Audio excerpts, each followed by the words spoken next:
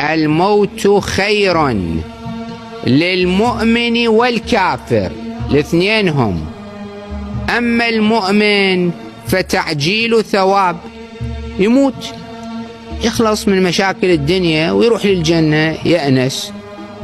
يعني بالدنيا شنو يريد يسوي؟ هي اليوم مثل أمس أو مثل باكر هم مثل اليوم، نفس القضية. يريد يأكل ويشرب ويلبس دشداشة ويروح للشغل وينام، غير هالحكي شنو أكو؟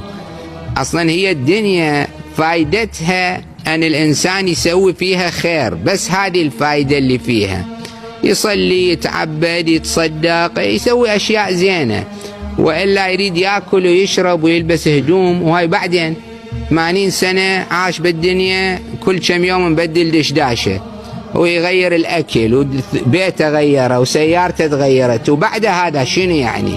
هي هذه القضية، الغرض من الخلقة هذا الشيء. على كل، أما للمؤمن فتعجيل ثواب، وأما للكافر فتقليل عقاب، لأنه كل يوم يمر عليه هو بحالة كفر، يزداد عليه الإثم، تزداد عليه العقوبة. هو الموت بحد ذاته رحمة بالنتيجة.